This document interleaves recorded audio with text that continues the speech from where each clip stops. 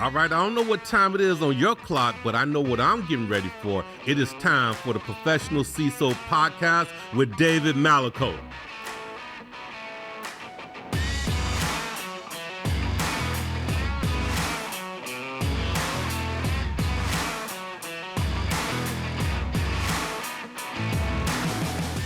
Welcome to the Professional CISO Show. I'm your host, David Malicoat. This show is exploration of the topics necessary to transform the role of the CISO into that of a professional. All right, gang, so I want to start with great show today. It's going to be a little longer than normal, which was exactly what we want on this one, and very thankful for our guest. He had some travel troubles, which we've all been through from a time or two, but he's here, bright-eyed, bushy-tailed, ready to give us the lowdown. But before that, just want to make sure, please like, follow, share, right? So best way to make sure you continue to get this great content on that, on Apple and Spotify, hit that follow button. On YouTube, hit subscribe, and then follow us on LinkedIn. And if you like what you hear, like what you see, maybe recommend us to one of your friends and colleagues, all right? So here we have our guest today. He is a partner and global co-chair of cybersecurity and data privacy at Orrick, Harrington, and Sutcliffe. He is also the attorney of record for Joe Sullivan. Please welcome Aravind Swaminathan. Thanks, David. Well, first off, great to have you. Sorry about your travel troubles. All right. as we've seen this week, I've had a couple other people, the storms and everything. I think yours was mechanical, but Look, as long as the perfect trip is when there's an even number of takeoffs and landings. Amen. It's fine. Amen. Planned at that. All right. So I want to get started with, one is I'm just so stoked to have this conversation. I know we've been kind of putting it together through David Chamberlain, former guest of the show as well, crisis communicator, head of communications there at Orrick. With your role, right? I think I want to dive in first to your story, right? Because I always like to kind of set the stage. People want to know, like, great, he's this, top attorney, all that good stuff, but like, talk me through kind of your origin story. Like, how did you get in? How did you find yourself in this position that you're in now? Obviously, lots of great planning and education and all that, but how did you? Tell me, even from a boy, like, give me the. Yeah, I mean, I didn't, it was like one of those things where like I grew up in a family full of doctors and everything. And so like, I'm going to go to medical school like everybody else. And I got to that precipice and I was like, I'm not really sure this is what I want to do. So I took a couple years off and I was a high school teacher for 6th, 7th, 11th, and 12th graders. Nice. And I taught math, science, computer science. And it was actually an interesting like applications class. So they're trying to integrate their math and science curriculum. And they taught a technology class that was based out of that. So we taught kids how to program in Visual Basic, which if you tried to do that in the 90s with 11th and 12th graders who, were not on the internet all the time, did not all have phones, it was a very different world then. Right. So I taught technology and then had this epiphany that I would go to law school, which it was an accident that I bumped into, but I bumped into law school. Went through law school and started doing litigation. And I started doing all different sorts of litigation in all different sorts of settings, right? I was sort of not really interested in any one kind of subject matter. So, I'm knowing attorneys in my lifetime, litigation is kind of a special thing, right? Everybody doesn't go into litigation. So what drew you to litigation? Well, the funny story is I didn't want to be a litigator. Like at all. I did not want to be a trial lawyer. I had no desire to trial lawyer. I actually wanted to be a corporate lawyer at a law firm because there was an option to go to London. And I was like, that sounds amazing. So I'm like 25 or 26. Absolutely. I want to go to London. There you go. And spend a couple years doing venture capital work or what have you. But no, I actually did a mock trial as a baby associate. And Jerry Fasher, who is famous for, he's one of the lawyers that's represented in a civil action in the movie, the book in the movie about W.R. Grace. So Jerry Fasher was the defense counsel for W.R. Grace. In any event, Jerry Fasher was a lawyer at the firm I was at. And they did a mock trial where all of the baby associates go up and try to pretend that they're trial lawyers. And he was there, and then the managing partner of the firm was there. And I did my cross-examination. And going through the cross-examination, and I was asking a set of leading questions like you do on cross, and I asked this one-word question of the witness. And, mock trial ends, and we get feedback, and, months go by, and they say, yes, we'd love to make you an offer at this firm. We'd like to put you in litigation. It's like, litigation? I didn't even do I don't want to do in litigation. And so the managing partner calls me and says, you're a trial lawyer. I was like, what are you talking about? He's like, I saw you do cross-examination without any training at all, and to have the courage to ask a question that is one word, which wasn't who and it wasn't what. Right. It was something like fire. And he's like, nobody does that intuitively unless they were born to be a trial lawyer. So that's how I became a lawyer. That's how I became a litigator. That's awesome. Comes naturally. It was great. And Bill Lee is still a mentor of mine today, and he was the one that made that call. But I became a trial lawyer. And so I did all sorts of different things. I ended up becoming a prosecutor at the U.S. Attorney's Office. And that was probably where I really got into this. I mean, I always loved technology and really did a lot of technology-based litigation as an associate. But I really found that stride when I became a prosecutor. And I did two things as a prosecutor. One was when Washington Mutual collapsed, I was one of the two prosecutors assigned to figure out why WAMU collapsed. Right. And then the other thing was I became a CHIPS attorney, which is computer hacking intellectual property section, specially designated section of lawyers for the Department of Justice who are trained to do cybercrimes. Yes. And so I investigated and prosecuted cybercrimes for years in the U.S. Attorney's Office. And then decided I wanted to come out and had like all of these different ideas of like what I could do. And a lot of prosecutors come out and they're criminal defense lawyers and they do this and that. And I had this different vision of what a cyber practice would be. And this was back in 2012. Couldn't get a job. Nobody wanted to hire me. They're like, that's not a thing. Right. My wife for years said that's not a thing. There's no such thing as cybersecurity law. I get to hear that on occasion right? myself. Yeah. And finally, my current partner and mentor, John Wolf, was like, no, this is a thing, and saw it and figured it out and brought me on to be a lawyer at a law firm. And that's where and I've changed law firms, but that's what I've been doing ever since. Amazing. Yeah. Amazing. And it's interesting. I mean, like they always say, you always skate to where the puck is going. Right. And it sounds to me like you found that early. Right. Like you kind of saw this nexus of things that you could see on the horizon coming together.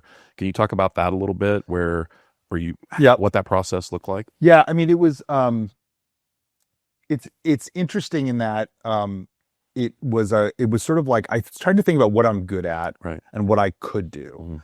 You know, I could try cases, I could do litigation, I could do internal investigations. I knew the defense bar aspect of everything, whether it's like with the DOJ or with a regulatory agency, and I knew that what I really enjoyed doing was crisis management. Right. And so in little spots, like when my experience was doing little things, and as a prosecutor, you're constantly managing a very dynamic situation. And I wouldn't necessarily call anything necessarily a crisis, but you have to have that ability to make decisions really quickly. You have to have like really exceptional judgment as a prosecutor. And so I was trying to put all of those things together. And there was a financial services company in 2011 or 2012 that had essentially a data breach. And it was literally a case study. It was like they had all this regulatory problems, all this litigation problems, all these reputational problems. And I was like, they're going to need lawyers to do that. Right. Again, it was before Target. Right. So at the time it was like, yeah, these are problems, but they're security problems. Yeah.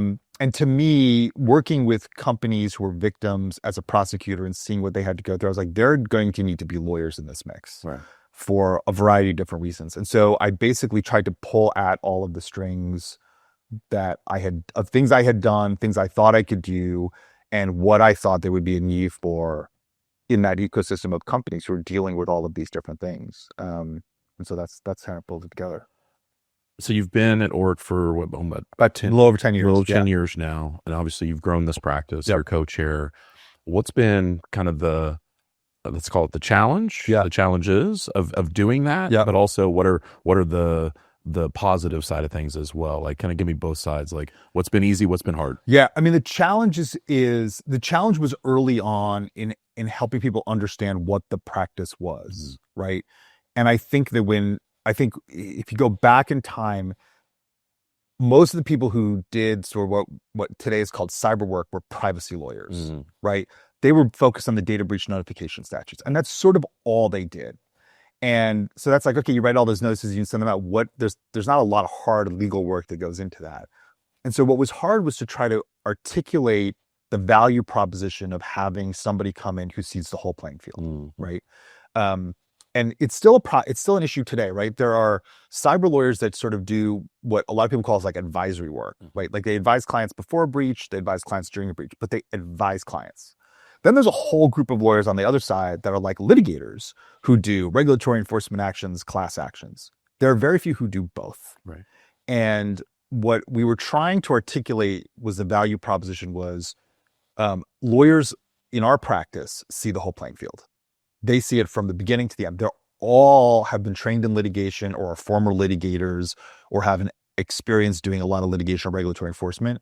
And so they can start to see how things are going to play out for you without phoning a friend. Right. And articulating how that longitudinal integration was really important for clients. And also trying to help clients understand that doing, we do like 150, 200 breaches a year, that perspective, and now seeing that longitude over every different industry, all sorts of different clients. Like we've had clients who are like 2-person law firm to some of the biggest companies in the United States. Right. And then being able to distribute that and use those experiences to sort of like think through the permutations of what's going to happen before it happens. That was what was tough. It's also been the best part of it. Right? Because we articulated this 10 years ago. Nobody kind of really understood it. And today it is the differentiator in the practice, right? The differentiator is we see all different pieces of it. And we have people like David, who you had on the show, who are communications and reputational experts. That's part of the practice, right? And so it's not just legal, right? It is trying to help clients make decisions in a constantly evolving landscape where there are multiple permutations. And they have to be able to see what all those options are, narrow the playing field down to like 1 or 2 things that are most likely going to happen, and then make risk-based decisions based on that. And that's just experience. Like that comes from doing, I don't know how many we've done, right? That comes from doing hundreds and hundreds of incidents every year. So let's talk to scope and scale at this point. Obviously, you started kind of as the first one there, right? Now, where does it sit with the number of, let's say, attorneys and or what people involved? I lose track all the time, but we have. What I would say is like if you look at the full extended team that does pieces of that, it's like 35 to 40 lawyers. Now they do other things, right? But they dedicate more than 70% of their time to working in a space that's adjacent to this, maybe 80% of their time. And so it's a pretty big team now. When I came there, it was like, there were like 3 or 4 of us that were like trying to figure out how to put all this thing together. But it is scaled. And now it's got the ability to support, different industries, different kinds of crises, different spaces of things that we do. People like adding David was like a huge game changer for the practice. And so like we're really broadening and thinking about how we want to, how that practice grows and how it can continue to scale to support clients. I was telling David the other day, we were on the phone. I said, I feel like your career up to this point has led you here. Like this is the perfect nexus for him, right? Where, because he has a kind of a typical PR background, right? And reputational, but like kind of the traditional side, but now with weaving it into cyber and I mean, his interview, I was captivated just because he thinks of things that most people don't think about, and are really impactful. I mean, so lawyers will tell you, there are lots of lawyers who play communicator, right? And they do so because they're like, I communicate all the time, right? I talk to clients, I talk to judges, I talk to regulators, and they think they understand that, and they think they can think through those issues. They can't. And I learned, I met David more than 10 years ago, and we were speaking together on something, and I was like, and I immediately knew that there was a whole set of skills and a craft that I was never going to be able to master, in part because I'm trained as a lawyer, but also in part because that also comes from doing all sorts of things that have nothing to do with cyber whatsoever, right? Doing large rifts, doing mergers, like all of that stuff plays into how he thinks through those problems. And so when I got the chance to hire David, I was like, hey, come work with me. It was also, I was tired of sending work to him. And I was like, every time we had an incident, I'd say like, hey, there's this great guy you should hire. The clients would go hire him. And I was like, this doesn't make any sense. I'm just going to hire you here. And then you can just work on the team. Absolutely. But it is also the distributed effect of training lawyers to be better communicators has been incredible, because we do things now that we never could have done. Like We'll do media for clients. We'll do interviews. We'll write op-ed pieces. Like the amount of tools that we now have to think about the reputational management, it's just exploded. I think since we're here, I want to just talk about this piece of it. So one of the things that came out of his interview that was really impactful to me was about the company culture, the mission, vision, values, and how you can't start living that at the start of a breach or as you're trying to handle a breach. Would love for you to take a moment and talk about that from the attorney's perspective. That is probably the thing I say the most that David has taught me. And here's how I think about it. When clients are in a crisis, they're trying to look for some type of port in the storm, something that they can hold on to. And the hardest thing for clients to do in a crisis is make decisions with imperfect information where they don't know what the answer is going to be, right? I don't know what's going to happen next. Like, what's the next shoe to drop? And lawyers are thinking about like, well, the law will do this, and this is what your risk is, and those things. And that is a really important dimension to look at problem solving and decision making. What's the risk, right? What's going to happen next? David looks at it on the other side of the coin, which is like, what are the values that I can get out of making that decision? And in order to do that, you have to be tethered to something, and you have to be tethered to your mission, vision, and values. And I think that's the thing I've learned the most from working with David is like, that's your port in the storm. When you don't know what to do, when you cannot figure out what the right decision is, you largely can't go wrong if you stick to your mission, vision, and values. Like if you stick to who you are culturally and who you are and who you've built yourself to be, it's hard to make a mistake. And even if you make a mistake, and even if it turns out like that was a wrong decision, you've made it on a principled basis, not because of economics, not because of legal risk, not because you're worried about covering somebody's butt. You're doing it tethered to something that is of value. Right. And that is such a powerful way to help clients think through problems. And I use that expression all the time. Like when you're faced with a decision that you don't know how to answer, look to your mission, vision, and values and let those guide you. They won't answer the question for you, but they can guide you. So is it a case where now because you had indicated that you go talk to folks before an incident, your advisory, things like that as well. So are you seeding this into the conversation early? Like if you don't have mission, vision, values, you better find it quick. Well, and so the answer is, I'd say it differently. Everybody thinks that they have mission, vision, and values. And if you think about like corporate America large, they do. They may not have articulated it in the way that like a university may or a nonprofit may, but large companies have formulated what their mission, vision, and values are, and it comes out in their brand, right? So if you think about a brand and you think about what's behind it, oftentimes it's driven by those things. So in most organizations, they have it. They may not have articulated it as well as you might like to, but they at least have it in their head. Or even codified it, let's say. Yes, exactly, right? So what we're trying to seed in sort of the, like in a tabletop exercise, is the tabletops are designed to present them with a very difficult set of decisions. And we're asking them to go back to those values and draw on those, because that takes practice, right? It takes practice to say, stop, take a step back. What are our guiding principles? Let's remember those as we bring them to bear in decision making. And so that's practice. So it's not a question of like, you don't have them, you better have them. Most of them have them. They're not necessarily written down. They're not necessarily articulated well. Sometimes they are. But it is training them to think like, who are we? Right? One of the things I brought up in the David episode, I said, I try to always put myself in the seat of the person affected, let's say. And so if I'm a consumer, let's say, and I had a company that had a breach or something like that, and I hear that this happened, and I may go to their website, or I may, I'm going to look for what's happening and how they handle. I always like to look and see how breaches are handled, right? Are you communicating well? Are you being relatively transparent within reason, things like that?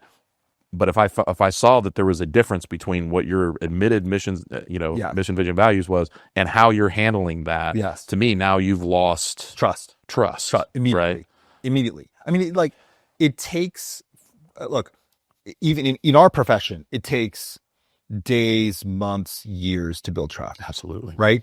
And you can lose it in a split second. Yes. And that tension of acting in a way that's inconsistent with your values, you'll lose it in a heartbeat. Agreed. You'll lose it in a heartbeat. Agreed.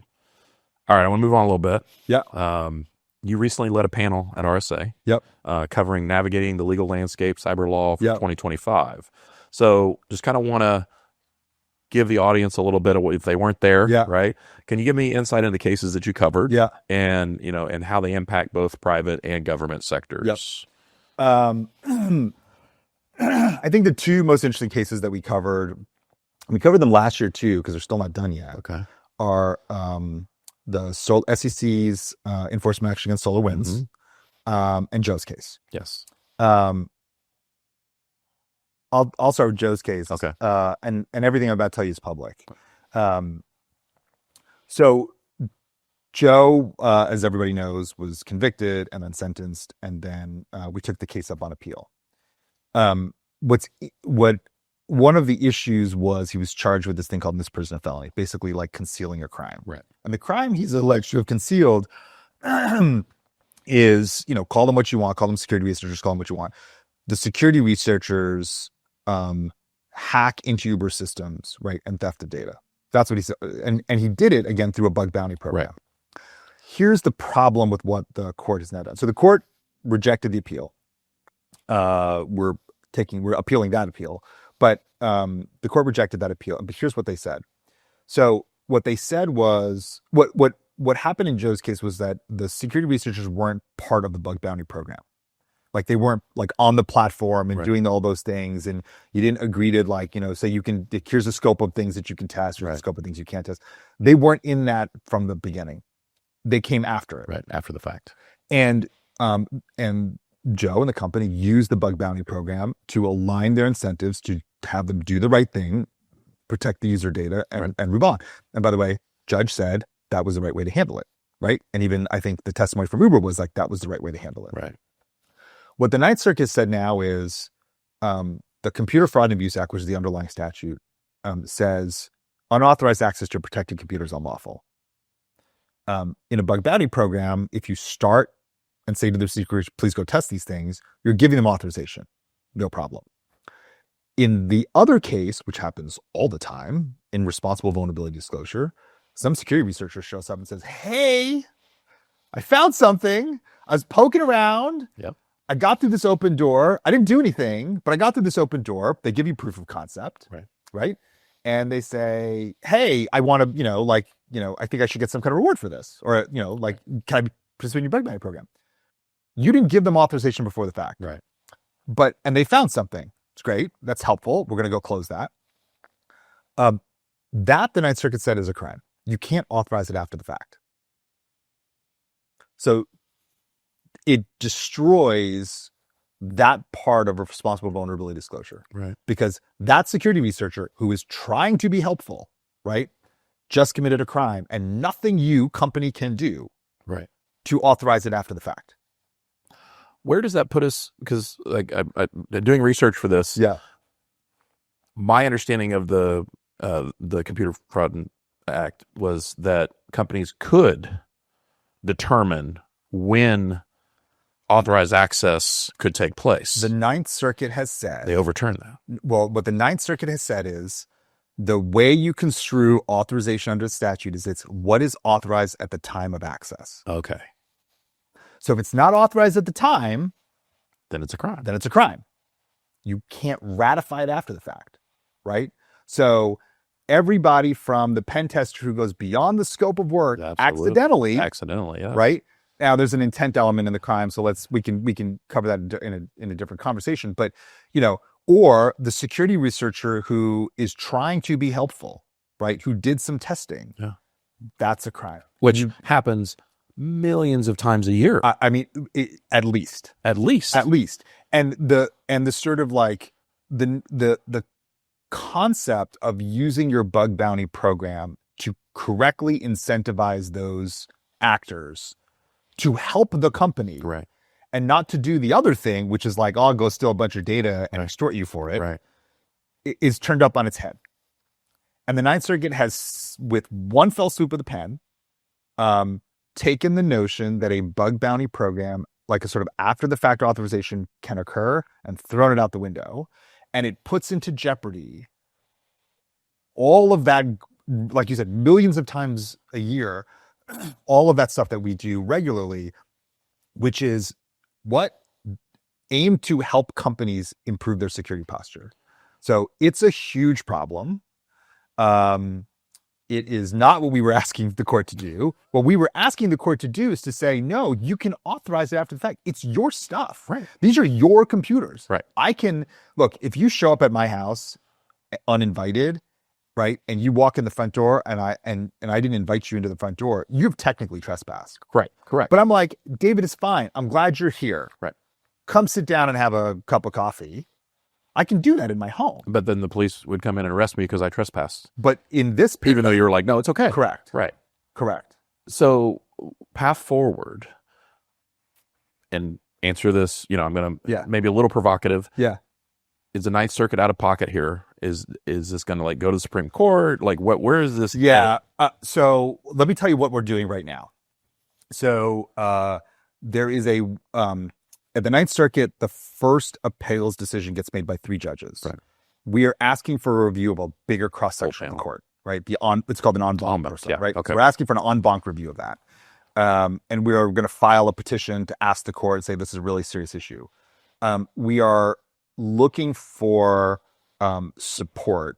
And there's a number of organizations that have kind of stepped up to write to the court as a friend of the court. It's called an amicus brief. I was going to ask you about that. Yeah, an amicus brief, and explain to the court why this is a problem. What is at risk here? And what's at risk here is the ability to effectively crowdsource security, right? Number one.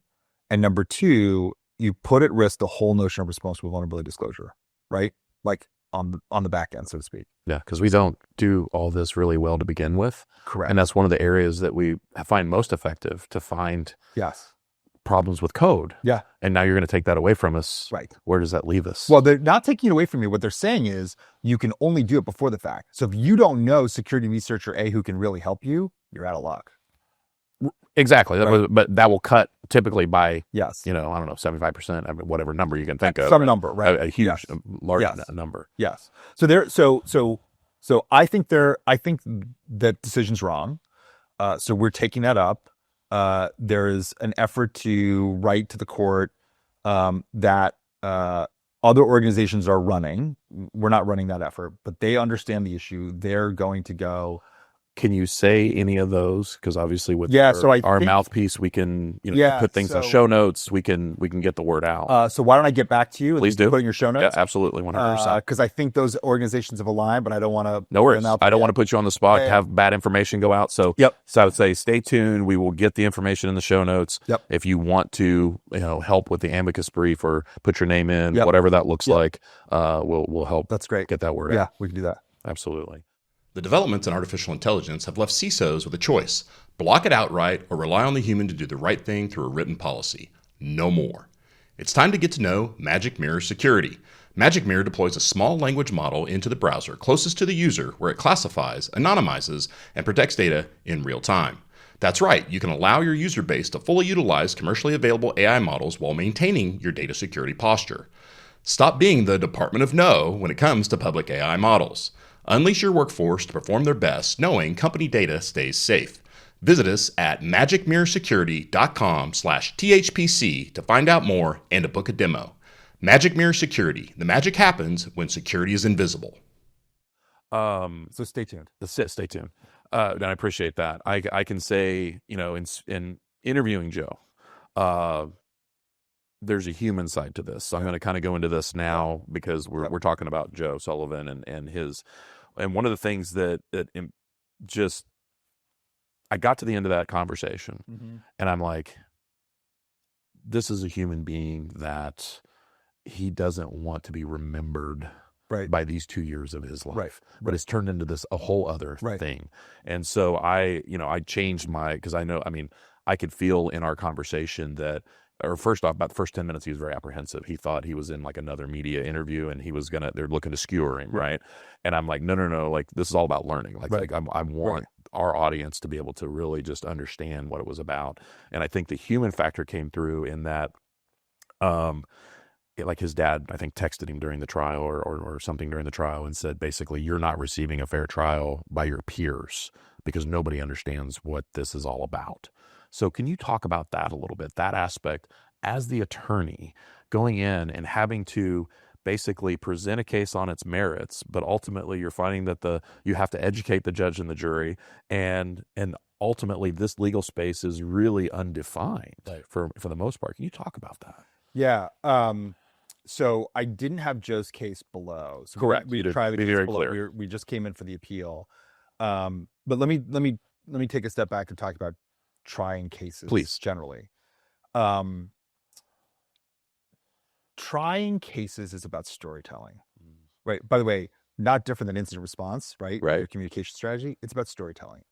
And one of the things that was most formative for me, in addition to trying lots of cases, was teaching high school kids about technology. So I've got this, by the way, Visual Basic, whatever it was, 2.0, 3.0, not that complicated. Right. But for 11th graders who didn't understand it, it's hard. And you have to take constituent parts of something that looks like a black box and pull it apart in a way that people can understand. And you have to do it through storytelling, whether it's using metaphors or whether it's using analogies or whether it's just breaking things down into simple parts so someone can understand it.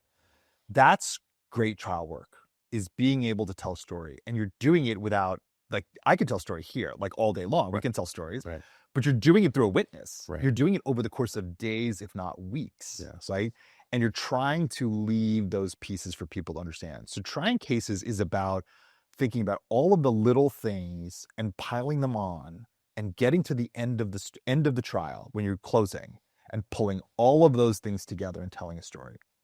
And you have to know what story you want to tell before you start asking any witness any question, before you even begin to prepare.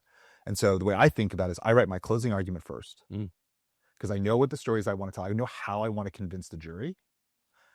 And then I pull that apart and say, which witness is going to say all the things I need to, right? Or what are these witnesses all going to say that fit into that story? What documents do I need and so forth? So I think what's tough for this space, security in general, but a case like Joe's or a case like Tim's, is that security is a black box to everybody. Like, until recently, nobody knew, like the average person couldn't tell you what MFA was. Right.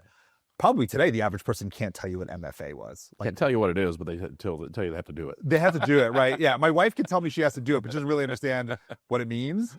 But I think that's where we are. And you have to sort of recognize where we are writ large, because these are people from all walks of life. It's the guy working at 7-Eleven to the middle school teacher to, a investment banker, right? Who is investing in energy companies, right? It's all those people. It's like the Boeing mechanical engineer, right?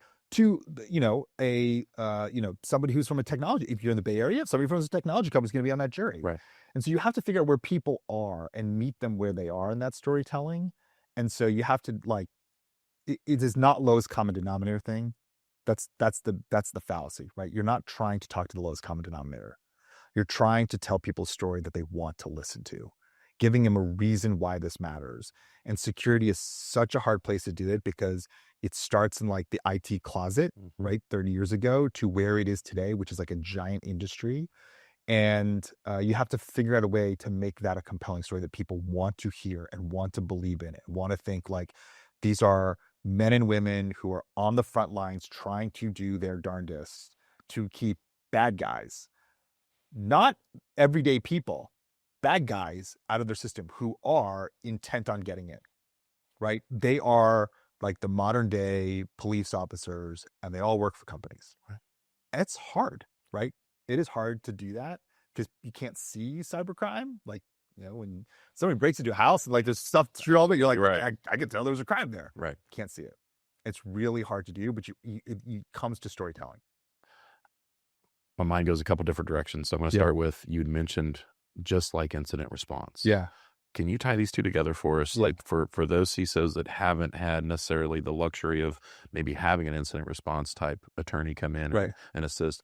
Can you tie those together? Like talk about the storytelling relative to incident response. At its core, that story is relatively simple. We have if you're, I'm going to pretend I'm in a company. We have a trusted relationship with our customers, our partners, our employees, right? And you trust us and we trust you. That's the basis of our relationship. You've trusted us with your data. I'm sorry, we lost it. And I'm going to tell you a story about what we did at the front end to protect that, why it went wrong, and what we're doing about it. That is all tethered to your mission and vision values, who we are. I'm going to be honest about who I am, and I'm going to be transparent, and I'm going to be, I'm going to use it as an opportunity, right, to represent who we are, right, to just speak. I think even like speaking from the heart, if you feel a human being. And that's a story, right? That story unfolds well before the incident. What are the things we did before? Did we test this plan? Did we think about where our risks were? Were we thoughtful about hiring security consultants, retaining technology, whatever it is? Like, did we spend? And so you can't tell that story in the breach. You can't invent, well, you could tell it. You can't write that story in the breach. It gets written before. And so if you think that your not best defense, but if you think that one of the most important things you're going to be able to do is to tell those constituents like a story that they can understand and be like, I got it. I'm sorry. Like, thank you for telling me. I'm not happy about any of this, but I appreciate that you're coming to me with that level of trust. That story starts today. And so it's not a whole lot different in trying to think about what is the story we want to be able to tell? What are the things that we want to be able to do, and then build it backwards. So like, again, with any incident, I think about what is my communication strategy going to look like? And I try to build that in the incident. If I have the luxury of working with somebody before the incident, still figuring out what that story is, but I'm just putting in I'm putting in the pieces beforehand, right? So that I can pull on them if I need to. Is it any different for, let's say, a CISO thinking about this relative to the communication and the storytelling internally to, let's say, the board, other executives? Is it relatively the same? Any differences there that we? It's not. No, I mean, different audience, different level of detail, different things that they're going to care about, but it's not conceptually, it's not any different, right? And again, look, I don't want anyone to sort of reduce it and say like, well, you're just trying to put a gloss on it. You're just trying to like spin it. We're not trying to lipstick the pig on this one. It's not that. It really is like, it's just a way of thinking about the aftermath, right? I'm not saying you should only put into place the security measures that you could talk about later. That's not what I'm saying, right? But I am saying that like, you have to be thoughtful about what is the story that we want to be able to tell our stakeholders, whether it's the board or whether it's the investors or whether it's the impacted individuals. What's the story we want to tell, and can we show that we did a good job? Nobody's going to talk about what kind of firewall you used, right? Amen. Nobody's going to talk about whether you went off or on VPN. Like, no one's going to talk about MFA for the most part. They want a feeling that we really did take the security. Like, everything's like, we take privacy and security seriously. Did you actually do it? Or is that just lip service? And can you tell me enough information that raises my level of trust that you did? Yes. Right? Yes. Yeah. Now, I mean, I think you never want to try to, like, I think you said it, but maybe put it in a little bit different way. You never want to try to write the story under duress. Right. Because typically that's where mistakes happen. So what I'm hearing is think of it early. Think of it early on, and not in a way that we're just trying to make sure we've got all the bases covered and we're putting lipstick on the pig. But what we're saying is that's a story you're going to have to tell. And if you want to tell it correctly, and you want to continue to instill confidence with your customers and with your stakeholders, you better do it then, because you don't want to do it under duress. 100%. And think of it this way: like, what are you actually selling? Like, what are you actually selling? And so much of the products and services that we sell, security has to be a driving component of that because people want it. It can be a business differentiator. It can change the way people think about it. That is great, right? And that's a fantastic story to tell. But then you have to be committed to it from the beginning. Right. So if you're thinking about a product and you're going to evangelize this product because it's more secure than something else, great. did you do the homework beforehand to make sure, Right. that you were tying up the security of that product, that you were really thinking about it, investing in it, testing it before you roll it out to market and make those statements, right? Which can be very powerful and is part of like, maybe with the culture you're selling and the value you're selling is like, yeah, we build secure products and services, right? Or like, come shop here, like you can trust us, right? Trust us with everything, like that you're going to get a good shirt, and that like when you give me your credit card number, it's not going to get lost. Right. So I want to circle back to Tim Brown. Yep. Back to the RSA. Yeah. You said highlight 2 cases. Obviously, we went deep on Joe for very good reason. Yeah. Yeah. So on the Tim Brown side, what would you brief on that? Yeah. I mean, on the Tim Brown side, so the government brought civil charges against Tim and the company. They moved to dismiss it, and the court last summer did something interesting, which basically said some of the theories that the SEC is pursuing, they can't pursue. That's not what they're saying. And really what it was like one of the main allegations that got thrown out, which I think is important, is the SEC said you had terrible internal controls because you had bad security. I'm going to simplify. And the SEC said, okay, but internal controls are internal financial controls. And the SEC said, yeah, but the the finances are based on whether someone can hack in or not. Like if someone can hack in and change the finances, like essentially that's the theory. And so you can't have good financial controls if you don't have good security controls. And the court said, you've gone too far. Yeah. That's not what that means. So that's important. What's also important, I think, from the court's decision is the SEC wanted to construe certain statements that the company had made in a certain way. Like they wanted to read it the way they wanted to read it. And the judge said, hold on a second. There are other interpretations of that. You're just doing it in the way that you want to, but there's other ways a reasonable person can interpret that are not misleading at all. And so what it did was, I think what the court did was it sort of put its foot in the door and said, hold on a second. Like you're going a little bit too far. This isn't the world. You don't get to dictate everything that happens in this world. And so it's really important for that. Now we're months down the road. And the company's moving for summary judgment, which is another way of sort of dismissing the case. So case gets narrowed on the motion to dismiss, and they're moving for summary judgment. But what I think it's interesting is that leading up to the SolarWinds case, the SEC hadn't sued anybody. Right. Most of the enforcement actions settled. Right. Yahoo settled. They all settled. Right. And they settled on a series of theories that the SEC was trying to advance. And this is like, we see this from regulators all the time. They're like, let's get a couple settlements based on a theory that we have.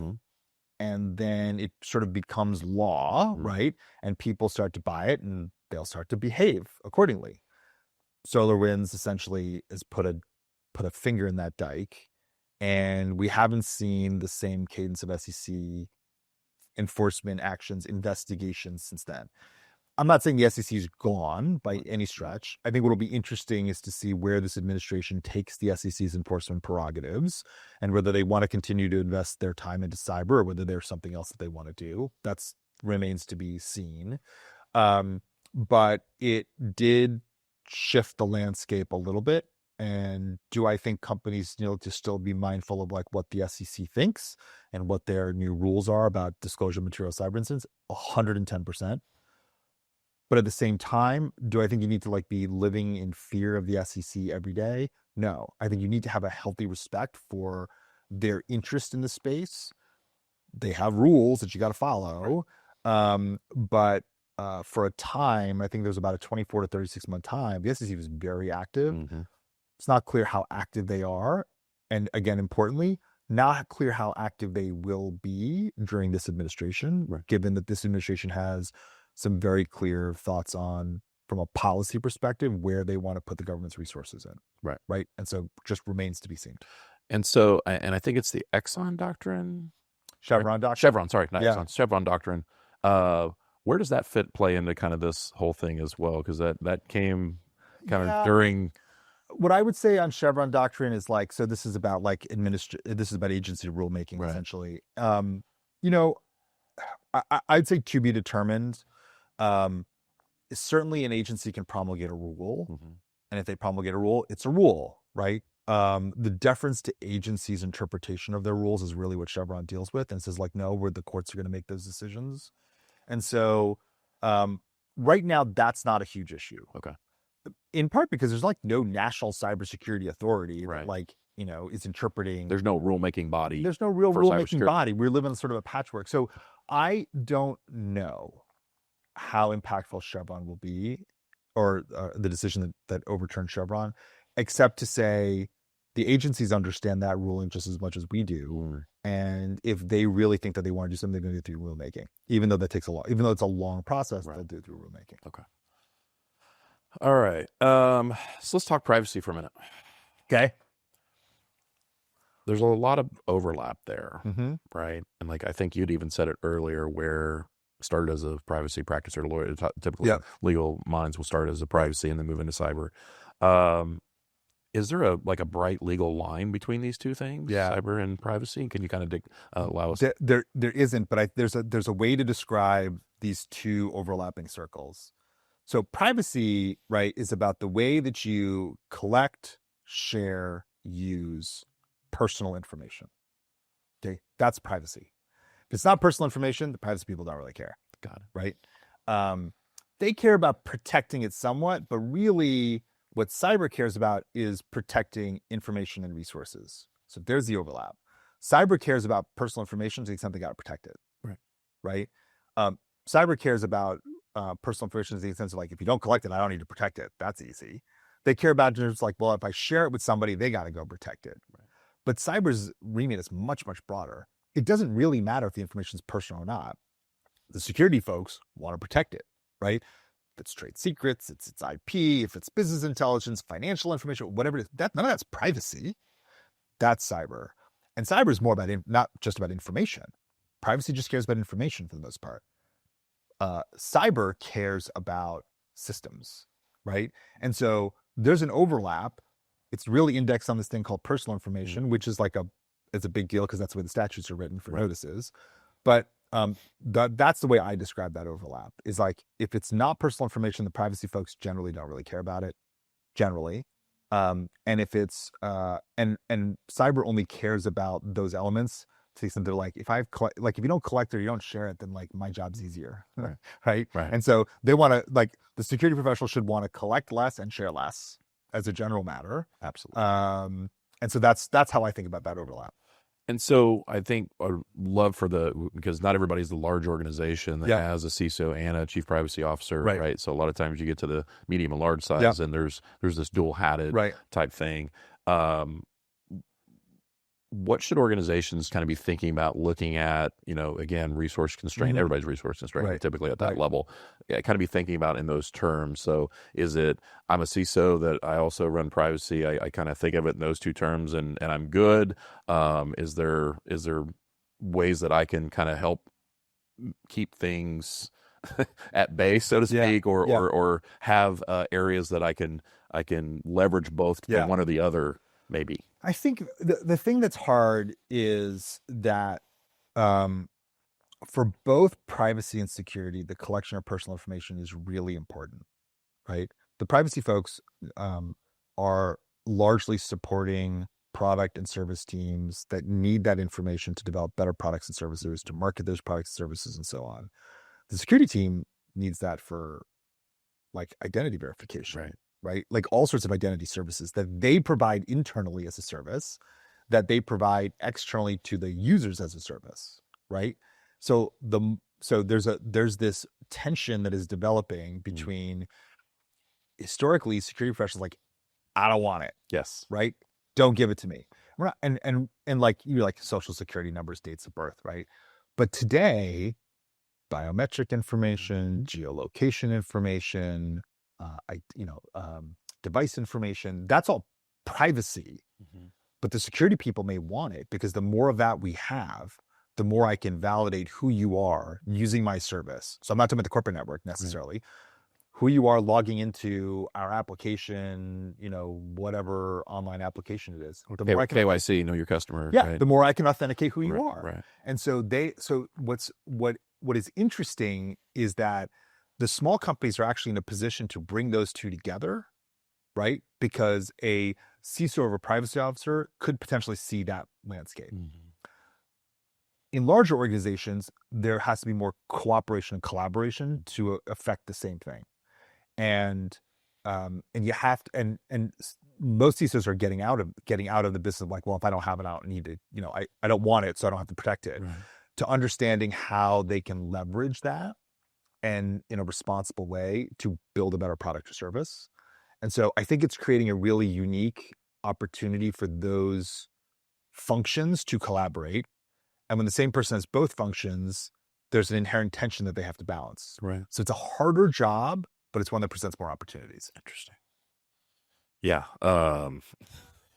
Because that's the role I sit in on my daily, right? And you described it perfectly as far as the tension, because there is that overlap, but it's not the same. And as I think about privacy, and I think and that personal data, which as a marketing company that we have, that's innate in what we're doing.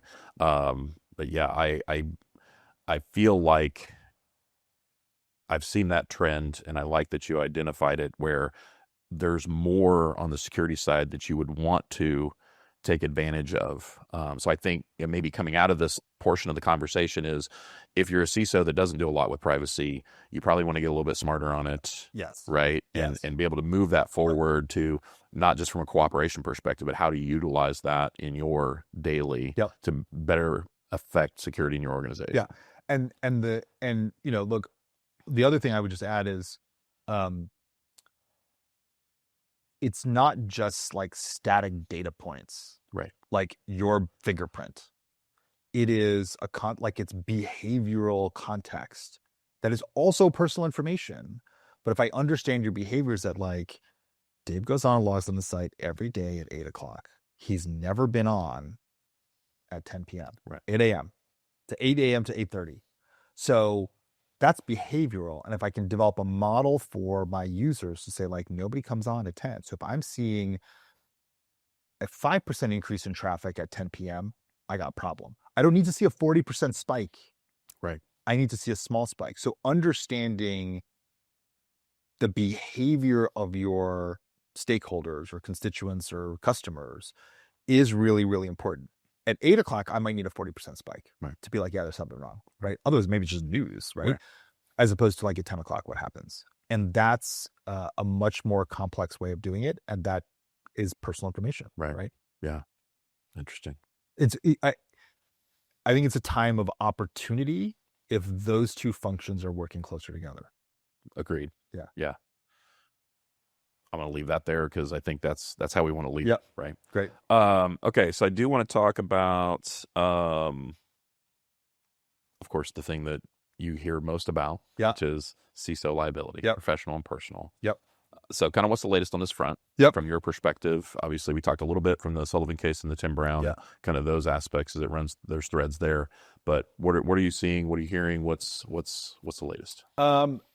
It's a little bit status quo, right? We haven't seen CISO really, Progress Software obviously had a really big incident issue when the Move It data breach happened. Now it's like almost 2 years ago. But notwithstanding, there've been other big data breaches, and I don't think anybody would say that a CISO has been in the crosshair since Tim or Joe. Right. Can I say that's never going to happen? No. I can't tell you why that is necessarily. And again, we don't know certain things, like, we won't know until we know, right? Like maybe there's a CISO of some organizations in the crosshairs and we don't know about it yet. Right. So I think people have a right and a fair grounds and reason to be worried still. But we don't have closure. We don't have closure. Yeah, no, that's right. We don't have closure. I mean, Tim's case is winding itself through more quickly than Joe's case. Joe's case is going to go on for a little while longer, as we talked about before. What I would say is that I do think that there's a shift in the ecosystem of companies to understand that this is a really important role and function that we have to take care of. And so if you would ask me, so like, look, we represented the former CISO at Yahoo years and years ago. Right. And if you go back to those days, like 2016, 2015, and you asked about indemnification of CISO, someone looked at you like you're crazy. Right. Today, that's not crazy. And the conversations I have with the general counsel about why would you want to do this are generally met with like, yeah, that makes sense. Mm-hmm. And then there's a business decision whether they're going to do that. But things like putting them on the D&O policy, indemnification with an undertaking, those things are evolving. And I think companies are getting smarter about wanting to make sure that a very important executive, is being taken care of. Right. In the way that aligns their interests with the company in a positive and productive way and gives them this sense of security, no pun intended, to like go and do their job, right? And focus on their job and not worry about those things. That's what I would say is that. Now, I was at RSA last week and I was asked by at least 6 different people in that position, said like, my company's never going to agree to that. And the only answer, the response I have to that is like, it requires a conversation. Right. And the interesting that I found myself in the position of doing is like facilitating that conversation. There's a little social work that's going on. Of course. And the number of times where I've had a client where the CISOs ask me the question of the general counsel, and I'm like, okay, let's get you guys together. Let's have a conversation. Play a little matchmaker there. Play a little matchmaker, and you can facilitate that. And it's it doesn't always look. In those cases that I facilitated that conversation, that outcome is always a positive outcome. Right. Period. But I'll also say another thing, which is even now we still have CISOs that are not talking to their general counsels. Yeah. And general counsel are not talking to their CISOs. Right. And I say to the general counsel, you need to talk to her. Like, you need to understand what she's doing. She is a risk professional. So are you. Like, we have to bring those things together in a way that you guys have more in common than you think. It's been a strong theme of the show. Yep. Is the connection between the two, or if you don't have it, how do you do it? How do you broach that conversation? What should you be talking about? All those good things. Totally agree. I want to go into maybe the job market side of things. When we talk about the liability. There tends to be a fear maybe that a position applicant like asks for maybe too much, right? So they're getting considered for the job. They really want this job. It's the next step in their their dream career goals, and maybe they'll be disqualified from contention if they even bring it up. Mm-hmm. So what are your thoughts on that? How can we kind of manage that? How can we manage that expectation? Remind me to come back to something that I think CISOs can get from the general counsel that they don't typically get in the job. Got it. Because I'm going to come back to that. Look, this is like a judgment call. Of course. I think that there are very few, like I run the SOC and now all of a sudden I'm going to get the CISO job at the biggest Fortune 10 company in the world. It's not going to happen, right? So you have to make those choices and you got to read the room, right? I think that, and then you got to figure out what's easier and harder, like culturally for that company. So if it's a public company, they're already got indemnification for a number of the executives. It's in the bylaws or they've done it by contract. It's going to be less alien to them. And if you're really taking a C role, you're saying like, look, I want to be treated like everybody else is, right? I'm going to have a seat at the table. I'm going to be part of the conversations. I'm going to help drive the business forward. I should be in the same position as the chief financial officer, the chief risk officer, the chief information officer, whatever. Right. So I think that you have to read the room and know that like asking them to be put on the D&O policy, which is not perfect, but it's good. Right. That's easy. Asking for an indemnification agreement is hard. So you have to figure out where you are and you take trade-offs. And so look for what you think is reasonable for the company that you're going to. But I don't think it's an unfair conversation to have in a productive way. And it's a question rather than saying what I want. Right. How do you treat your executives? What agreements do executives at the company have? How do the bylaws work? And look, again, more and more, I think CISOs should be talking to an employment attorney to help navigate this. Not because they need an employment attorney to come in and kick somebody's ass and, break a couple doors down and get you. That's not what I'm saying. Right. Somebody like that can help you navigate that in a way that I think is, that's their bespoke practice. They do it all the time. Right. And we've got a couple employment attorneys across the country that like I refer people to all the time, particularly CISOs, because they get that dynamic and they understand it and they know how to work through it with their clients and say, like, here's what I think we can get, here's what I can't. And so there's a way to do that. You can also blame the lawyer, which is also nice, but like there's a way to do that. And so I would say you should be mindful of it and be thoughtful about how, when, and why you make the ask, and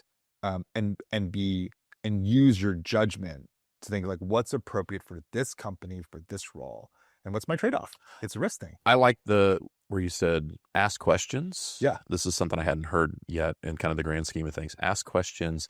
Ask about the other executives. Yeah. I think that really hit home with me. We're like, how, I'm not asking for their specifics around, but like, what's your general approach to your contracting vehicles with your CFO, your CIO, or, whomever. So I think that one is a new one that's going to come out on the show that'll be very impactful. Yeah. Understand culturally, how do they view their executives and what are the protections that they're putting in place for them? Why do they do that? And think about where your role fits against their role. Now, I'm going to be a little bit of a pessimist. Yeah. I wouldn't be a CISO otherwise. So a lot of CISOs report into the CIO. Mm-hmm. So typically they're seen lesser than, right? Yep. Typically you're buried, right? So how do you navigate that, right? Because now you're a C reporting to a C. Right. Or is that read the room again? No, I mean, that's really hard. That probably the organizational challenges in the way that we organize security executives within the organization is really hard. Like it is the rare organization where, so like the CFO reports to the CEO. Right. Everybody knows that. Everybody knows right? that. True. Yeah. All over the place. Now, by the way, the CIO doesn't always report to the CEO, No. right? Reports to all sorts of folks, right?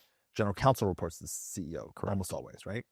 But I lost my train though. But so understand. So this is a problem that is not just for a CISO, right? Who reports this to the CEO? And there are very few companies where the CISO reports directly to the CEO. Agreed. When I say very few, like there's thousands and thousands of companies. Yeah, there's a good number where that's the case. By the way, a lot of them have had a breach. A lot of them have had a breach. Yep. And there are certain regulations and requirements for certain different types of industries where you actually have to do that. And you have to give them a voice at the board level and so on and so forth. But putting those things aside, it's rare. And so I think it is a thing you have to navigate. You're not going to upset the apple cart coming in, but you should know what the tensions are going to be if you're reporting to the CIO as opposed to the CRO, Chief Risk Officer, as opposed to the General Counsel, as opposed to the CFO, as opposed to the CEO. And I would say for somebody applying to be a CISO at an organization, I would be mindful of that and thoughtful.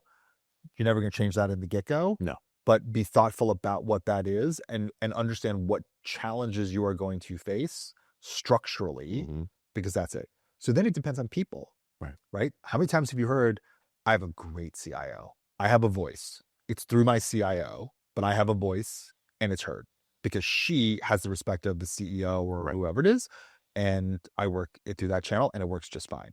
And some that say, I got in here, I didn't know what this was going to be. That's the worst. Right. Don't not know. Right. If you're going to do it, at least know what you're getting into and then make that choice deliberately that like, that's a risk I'm going to take, right? That's a trade-off. And understand that your stakeholder management at that point really becomes more important. Your influence on people and how you do that. Yes. And how many CISOs come in where it's like, yeah, there's like 2 people on my team and I report to the CIO and 5 years later you hear to them like, no, we've got an organization that has 20 professionals. We built our own SOC in India, whatever it is. And I now report to the CFO or I now report to the CEO. Like those change over time. They do. They change. And by the way, a data breach will change it pretty fast. Agreed.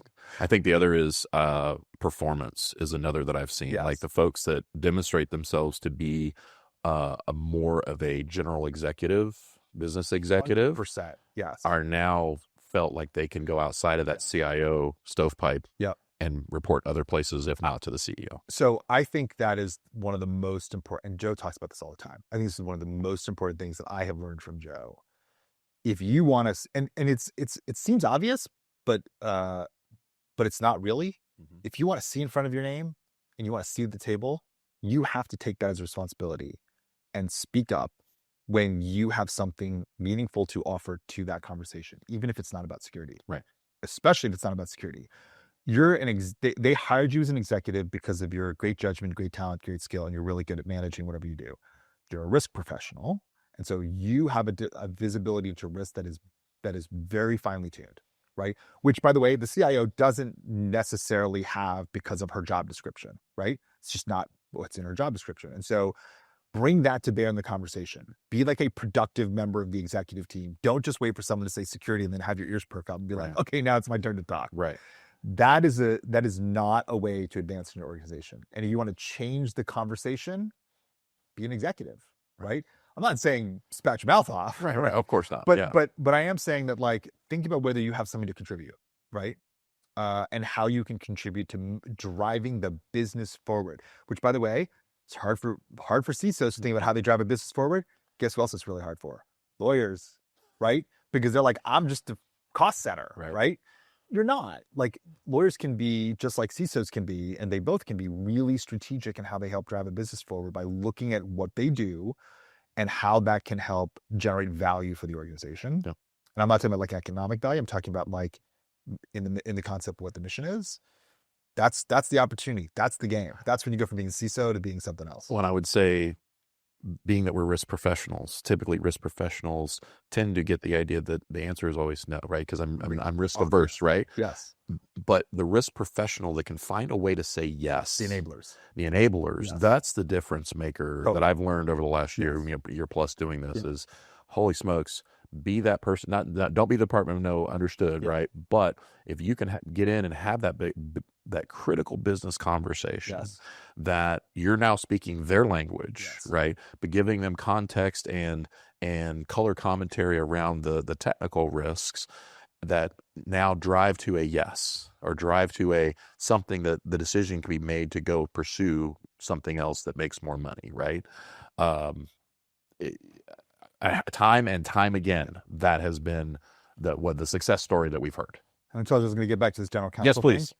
You know who can help you navigate that better than anybody else? General counsel. General counsel. Because that's what they've been doing since before the CISOs had a seat at the table. The general counsel's been already doing that. Right. And now you can find an ally is what it sounds like. You find an ally. Like, that's a place where exactly what you've described, successful, great GCs have been doing for decades, right? And I said, like, they're both risk professionals. They both can see the world in very different and similar ways, but that's what you can learn from your GC. And your GC can teach you not just how to do that, they can actually teach you how to navigate the organization to do it more effectively, because she's been doing that forever. Right? She's like, I've been here for 15 years, 10 years, right? I know the ins and the outs. I know the dirty secrets of everybody, but I also know how this organization works because I am on the front line doing that all the time. I can help you navigate that. And approach correctly, I'm sure they're going to welcome an ally in this. No question. Yeah. No question. Absolutely. Okay. I want to hit one more thing, and then we got 10 questions with Aravind. Okay. So Orrick is one of the few firms that has an online safety practice. So why did you guys start an online safety practice? Two reasons. The first one is personal. The notion of online safety to me is really, really important. So remember, I started as a high school teacher, right? Like, I got kids, right? I did a ton of child exploitation work. If you Google my name around and look at some of the things that I've done, which I can't talk about, but it's public, but I can't talk about it. Grand jury rules and all that kind of thing. But if you look around, you'll see some of the kinds of work that I tried to do in the area of trafficking and child exploitation. So to me, and that's not what online safety is all about, to me, it's personally important. Right. Like, it's something that I think we as a culture need to move forward on. And there's no like, this is right or this is wrong. It's a very complex dynamic of how you navigate that. But to me, it's personally important. As a firm, online safety, cyber, like, they're not that different, right? I mean, you can think about cybersecurity like, how do I be safe online? Right. Adult, child, doesn't matter. How do I be safe online? How are our executives safe from things that are online, right? And so this is a natural extension of what we've been doing in cyber, because I do a ton of work with executives who are being harassed online or being threatened online, or there are things that are showing up about them. And and understanding almost like a threat intel. What is the dark web saying about this? Where are they going? Where are these people going to organize and show up next? That has become part of the digital footprint for companies, executives, and people. And it's part of the threat landscape for them. It's not that different than cyber. It's just a different kind of threat in a different type of ecosystem. And so it's a natural extension of our practice, and it's a desperate need for our executives, board members, and companies, right? In no particular order, right? And so we see companies constantly thinking about, how do I make sure that my members, my stakeholders, my customers are safe when they use our platform? How do we make sure that like they're not going to get phished from, and say like, hey, I'm your bank, right? All the way to when I use that service, I'm not being exposed to something that I should not be exposed to if I'm a kid, right? How do I, when I use that service, make sure that I'm being marketed to in a responsible way? How do we make sure that like if something should show up on our platform that shouldn't be on our platform, we're effectively taking that down, right? And that has a whole series of regulatory issues, legislative issues or risks, and criminal risks, right? I mean, the number of times where we have to help clients, a lot of times platforms, figure out whether somebody's misusing the service to do something and how they stop it and what their risk is in that space if they don't stop it or they don't, put controls around it. Super important. So to me, again, it's like personally really important to me. It's probably the thing I'm most excited about in our practice because it's the biggest need that our clients have.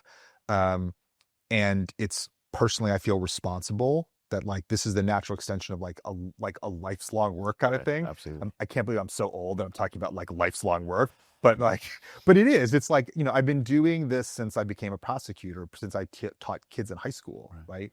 And so, but it's really, there's a demand for it for clients and to try to navigate those things in a responsible way. And there's a ton of legal issues in it, but also like these things come up in a crisis, right? Like this thing comes up when like a teen has an unfortunate accident or something happens to her or him and someone's blaming the company. That's a crisis. Right. Crisis of, because it's health and human safety, huge epic proportions, bigger than some cyber incidents, which are just about stealing credit cards. Right.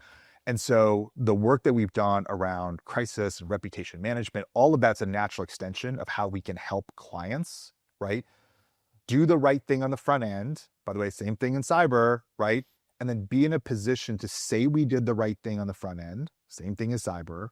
And then when there's a crisis, help them navigate and manage through it, looking at legal, reputational, political risk, right, for them when they have that. And so it's really just a natural extension of what we've already been doing, candidly. It's just putting a very clear point on the problem and helping clients understand what it is they can do about it today. What do CISOs need to understand and how can they, what the like involvement side? I think it's interesting if you go talk to some of the CISOs at some of the biggest companies where they're already aware of it, they're already doing it, right? Like, and I don't want to name names, but like you can figure out who they are, right?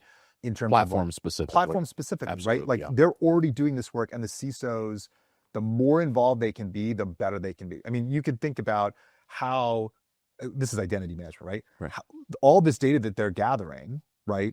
Privacy or not privacy, all the data they're gathering, can they figure out what's going to happen before it happens? Can they do something to protect people before it happens? I'll give you an example, right? A little different, but like it takes, there's studies that show that it takes less than 30 seconds to groom a child online. Okay. 30 seconds. And I know we didn't cover AI, but like there are companies right now that are building, that have AI that can look at those chats and predict when the grooming is going to happen before it happens and cut it off. Yep. Okay. That means that there has to be access to that data stream, right? As security implications in real time. But like, think about how security is doing the same thing. They're doing the same thing. They're just doing it at the firewall. Right. Same thing. Yeah. It's not different, right? I mean, it's different technologically, and there's a whole bunch of like AI is running its own on a large language model and all those kinds of things to do that work, but it's the same idea. Right. It's using technology to protect the people who are in the system. And security professionals have been doing that in one dimension. And this is a natural extension of what they're doing, which is so important because they have visibility into the kinds of data they collect and what you can actually do with technology that privacy doesn't necessarily have, risk doesn't necessarily have, right? And it becomes part of the product. So you just said something that kind of reinforces a theory that I have. Yeah. I think the next version of the CISO is going to be very interesting. And here's why. You basically just said it, but I'm going to kind of summarize it for the audience. We are quickly moving into a space, in a time and a space where we have access to data and metadata and information about our organizations that really no other piece of the organization has. You're going to have like full visibility into very deep and dark corners. We've had that before, but like even more so now. At what point does this flip over to where now the CISO, with access to this information, then we have the ability to flip this information over and start driving either revenue or improvements in the organization? And so now we're not just a taker, we're a giver. Yep. What are your thoughts on that? Oh, I mean, I think the biggest opportunity for CISOs is to take risk and turn it into a business differentiator. Like, it's not just about trying to keep you safe online. It's that like we built a secure service or a secure aspect to our platform, or we're delivering this product in a way that will protect you, is the business differentiator where you create value. Like, there is no question in my mind that I've got to choose between two apps, ride sharing apps. I'm going to pick the one, right, that my kids are going to ride in when they have to like come home from school and I can't get them, that has security built in. Right. No question, because I have to put my kids in an Uber sometimes to get them home from the baseball game. I'm that parent. Okay. I am that parent. That happens, but I got to do it sometimes. Yeah. Right. But like in that context, like what am I doing to make sure, like what is that company doing to make sure that my kid's going to be safe in that vehicle? Right. Right. And by the way, this is just one example. Same thing with social media, same thing with everything else. I'm going to go sign up for that app. There's no question. I'm going to go sign up for that app. If you're not doing it, you're losing. Right. And so security professionals have the ability to drive, because trust and security are now important things that I am purchasing when I purchase a product. They have the ability to drive revenue. And that's going to fundamentally transform everything they're doing. Right.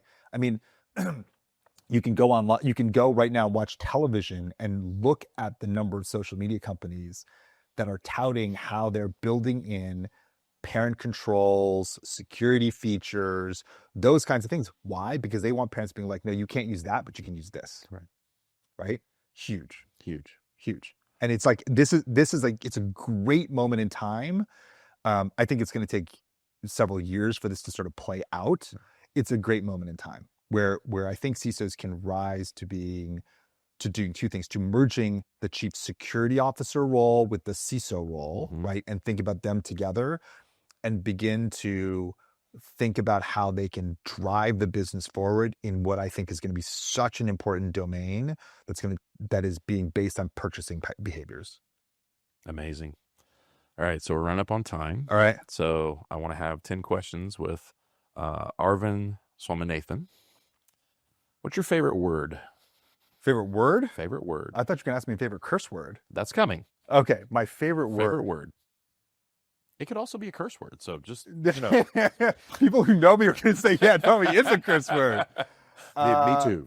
My favorite word is probably hope. What's your least favorite word?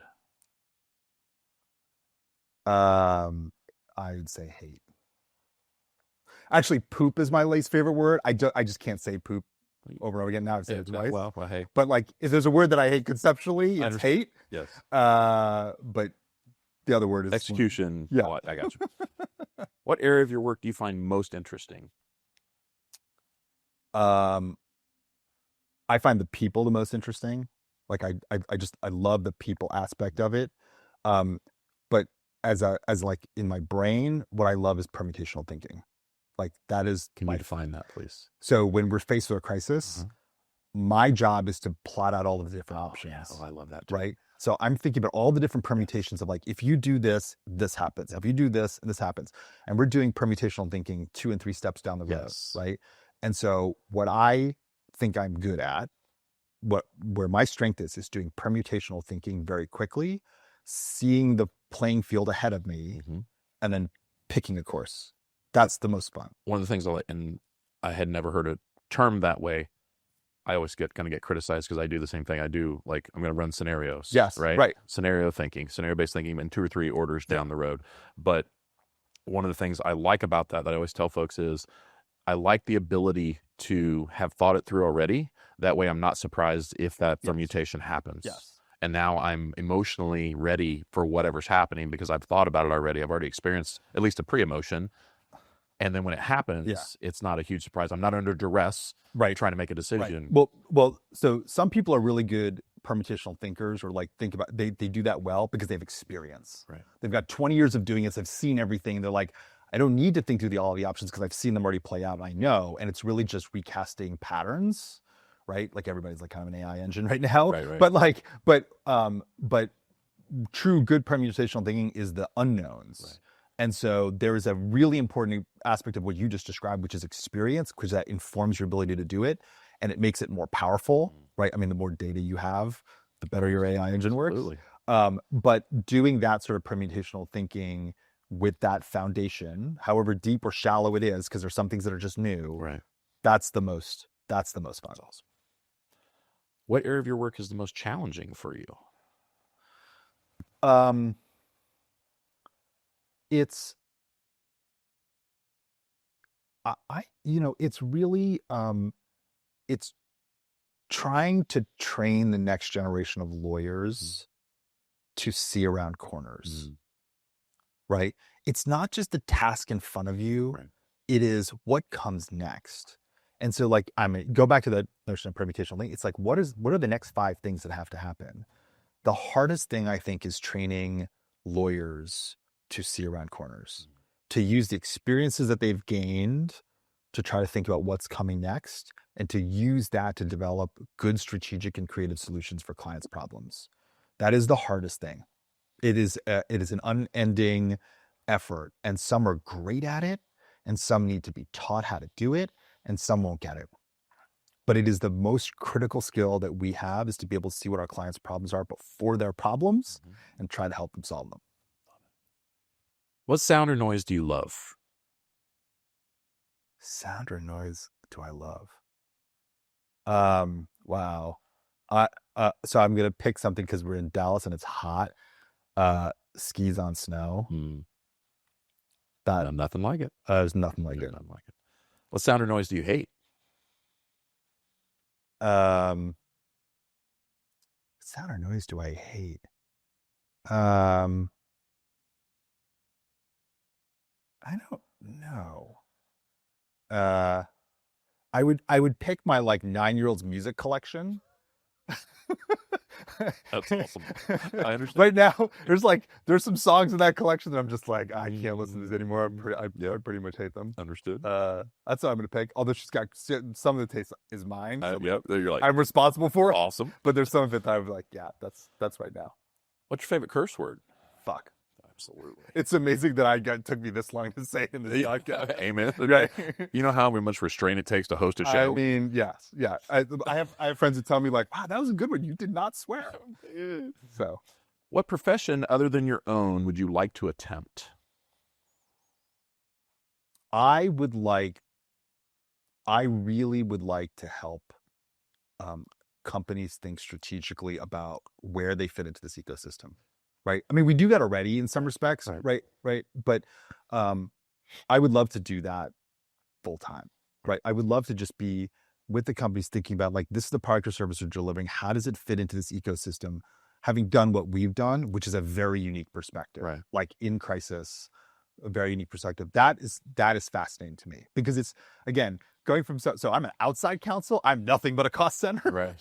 Which is not true. I mean, we do help clients advance their business and things like that, but I'd love to be part of that side full time and really helping drive value and using all of the things that we've done to build into that channel. What profession would you not like to do? Anything in politics right now? Mm-hmm. No, I mean, seriously, what would I not like to do? I